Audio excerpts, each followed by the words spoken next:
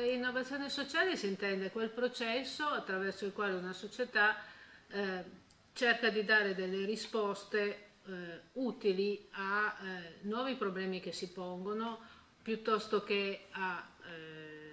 problemi vecchi ma che richiedono un nuovo modo di essere affrontati. Chiamare innovazione sociale vuol dire che la parte sociale è intrinseca al processo di cambiamento, sia nelle motivazioni, si vuole ottenere un cambiamento che abbia un'influenza sul sociale, sia nel modo con cui questo cambiamento viene intrapreso, quindi nel come il processo si compie. Si tratta perciò di o dare nuove risposte proprio a problemi esistenti, ma che possono giovarsi per esempio di nuove combinazioni di elementi che prima non venivano fatti interagire tra di loro, oppure riuscire a rispondere alle sfide emergenti cercando delle soluzioni che taglino i confini, per esempio, tra diverse discipline, tra diverse organizzazioni, tra pubblico e privato, creando delle nuove relazioni tra gruppi sociali. Questo comporta il fatto che contemporaneamente si ottiene la soluzione o un passo avanti verso la soluzione del problema specifico, ma contemporaneamente si rafforza la coesione sociale, l'empowerment, l'inclusione, come se ci fosse un doppio tracciato, quello che l'Averac chiama double tracking, tra soluzione del problema specifico, per esempio il problema dell'invecchiamento in buona salute, e il risultato in termini di costruzione di una comunità più sana e più coesa nel suo complesso.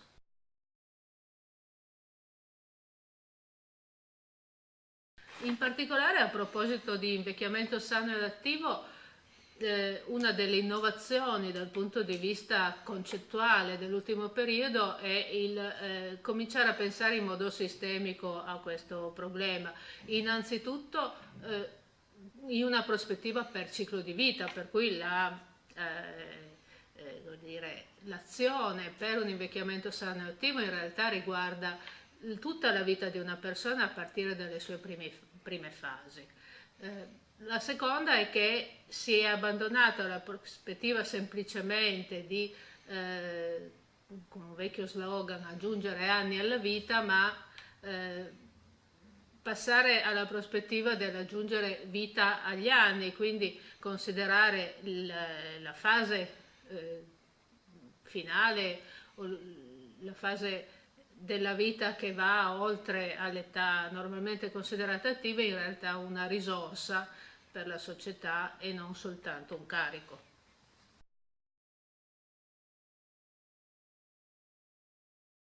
I policy makers hanno sicuramente un ruolo fondamentale e imprescindibile.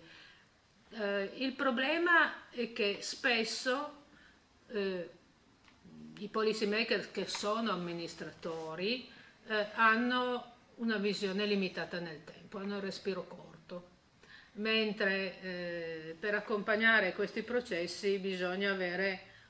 una visione lunga. Sono processi che possono richiedere molto di più dell'arco tra un'elezione e l'altra, mentre le finestre di attenzione e di ascolto che i politici hanno sono di solito limitati al momento in cui stanno preparando la campagna elettorale, quindi questo rende più difficile il lavoro. La seconda condizione